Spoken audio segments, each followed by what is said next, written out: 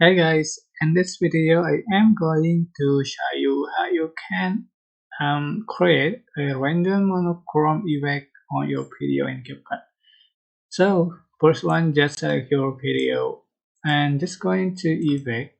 So you can find a random monochrome in to effect. So here, just drag here and adjust for the duration until finish the video, and you can adjust for the option from this option in the right from the preview panel, so you can see the result like this. So it's random monochrome, and I think this a cool effect from CapCut, so you can try this at your project. So I think it's basic, but I hope this tutorial was helpful for you. Don't forget to click like, comment, share, and also subscribe.